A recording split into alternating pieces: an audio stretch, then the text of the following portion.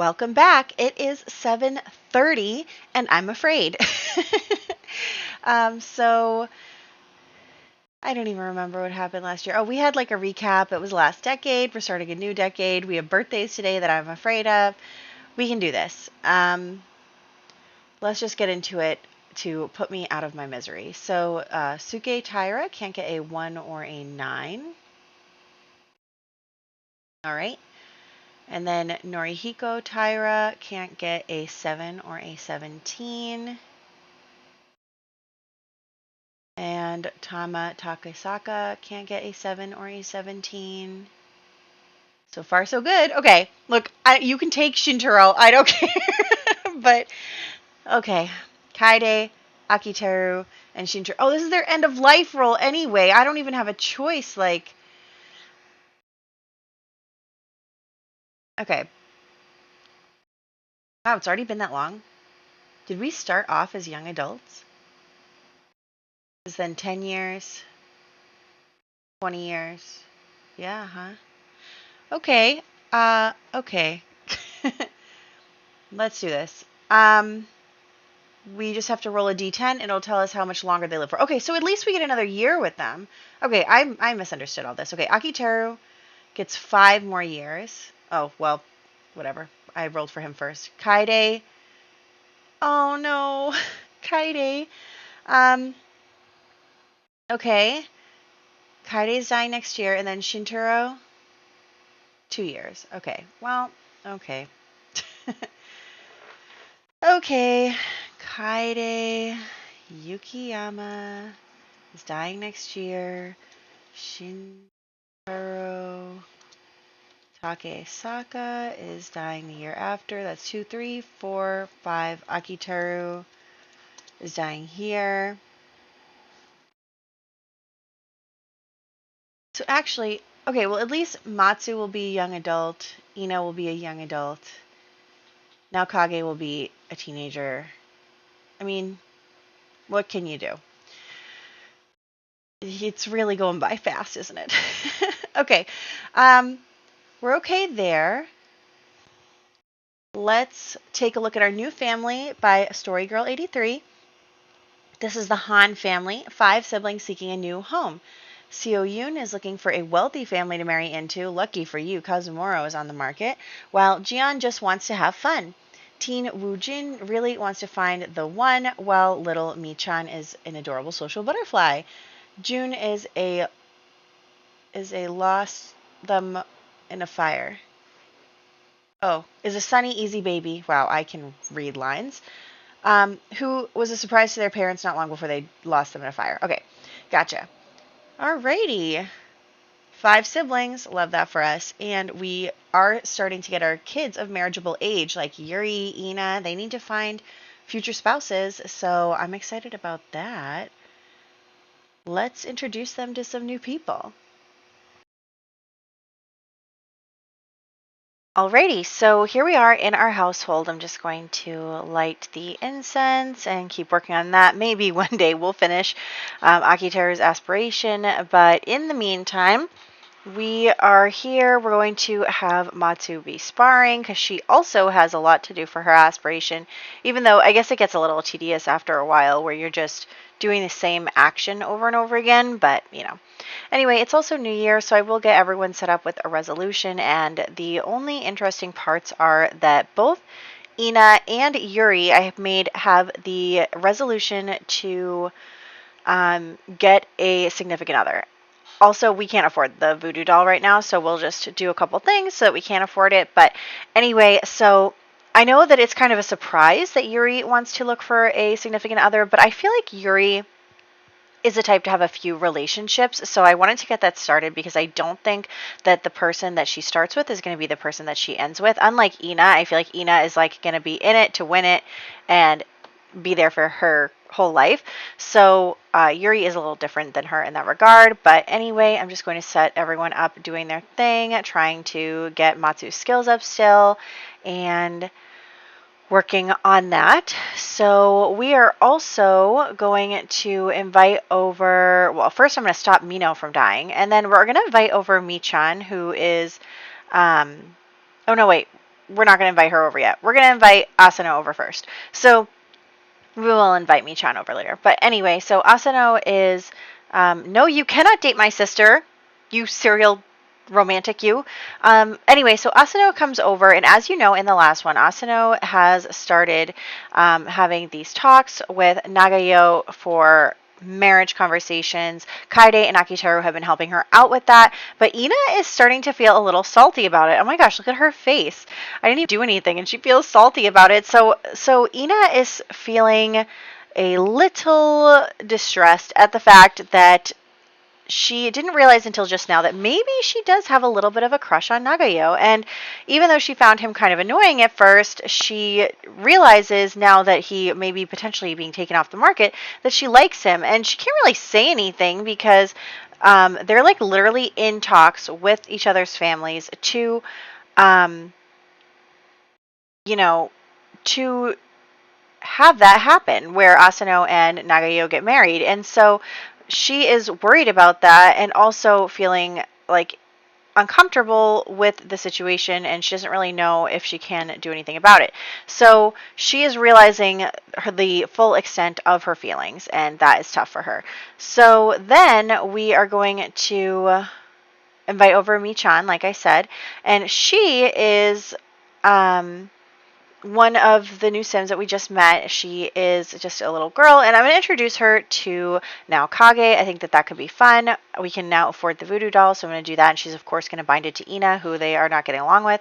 And yeah, so now Kage is chatting with Michan, becoming friends. So she is the second girl around his age that is not related to him that we've added into the save file. So that is her and Makta, who are, maybe potential future wives, who knows, or just friends. So that's what's going on there. And so she's doing the voodoo. We're going to sell the painting. And then I thought, you know what, let's have them chat a little bit. She needs to set expectations because she's feeling that from her fear of letting her parents down, which you will, Yuri, let them down.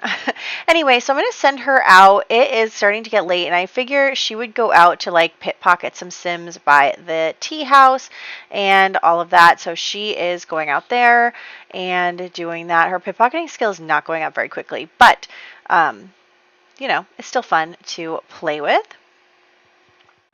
So then we are going to come here, and I did invite over Gian. So Gian is, I believe, is Michan's older brother.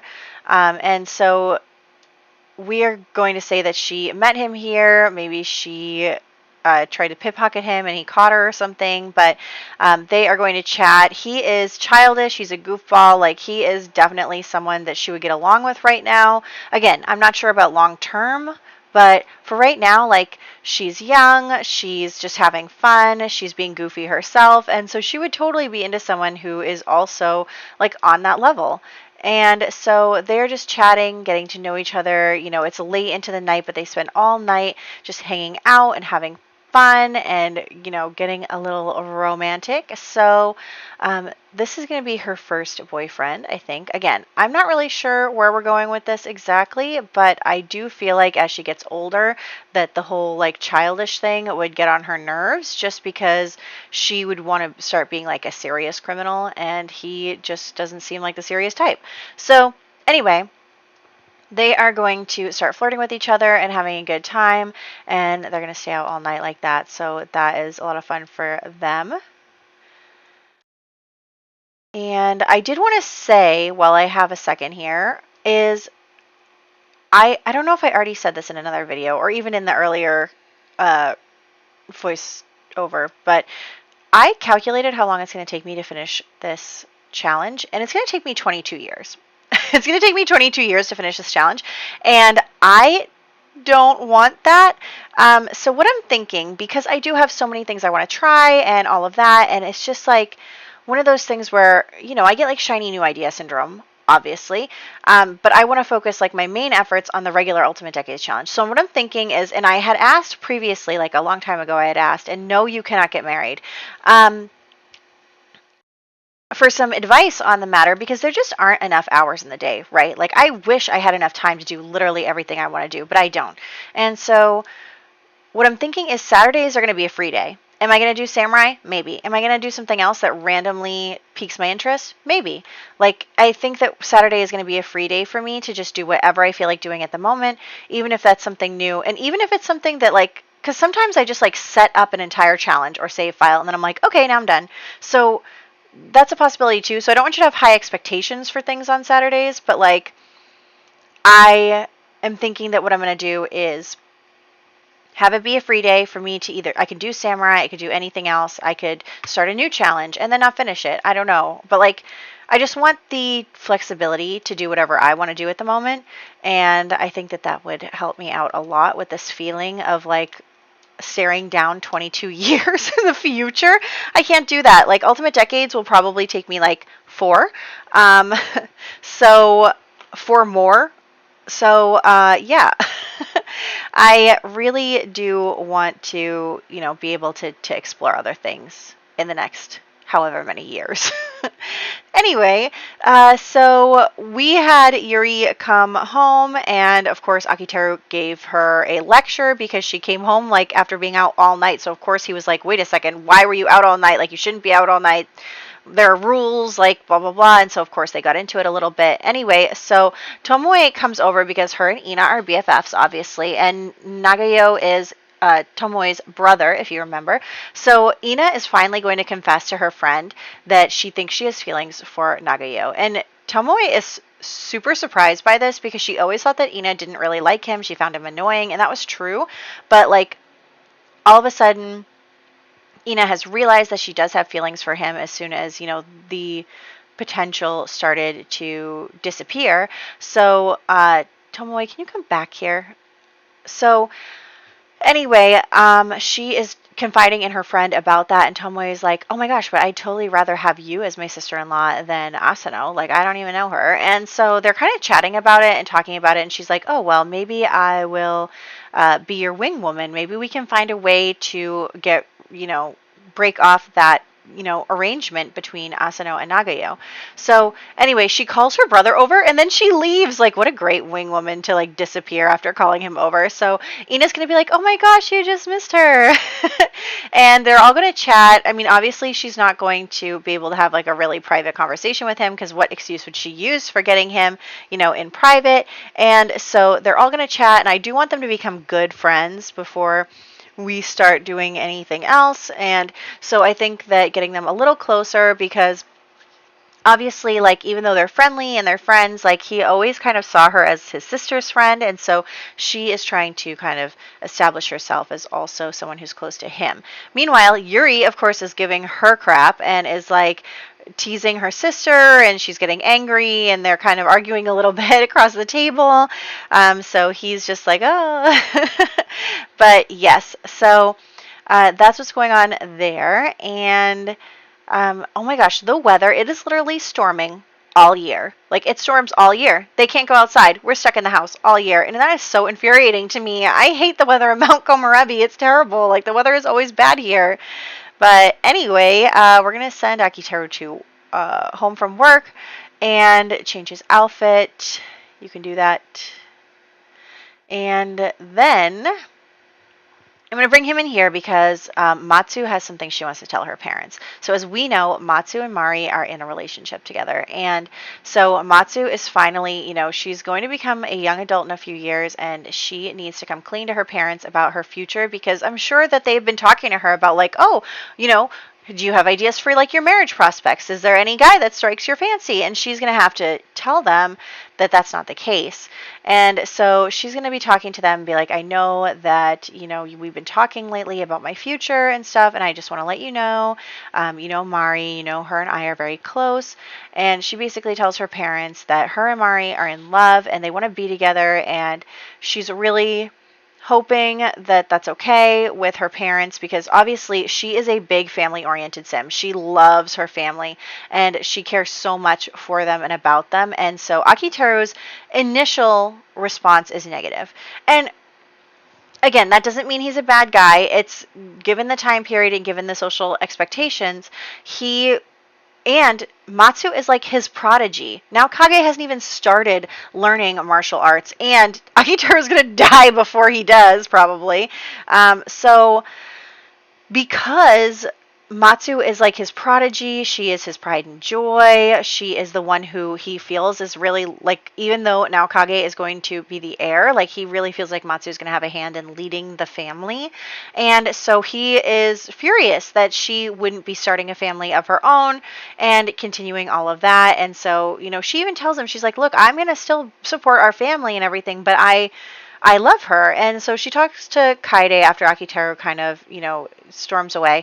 And she talks to her mother, and they get a supportive dynamic. How sweet is that? So I think that Kaede really understands where she's coming from. What is going on over there that you two just got a difficult dynamic?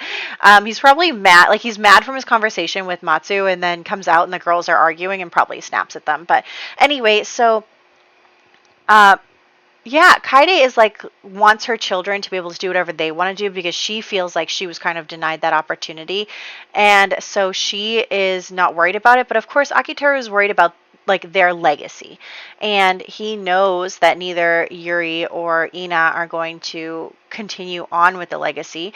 And so he is concerned about that. And he does wish that his daughter would be marrying someone and having a bunch of kids and all of that stuff. So it's tough.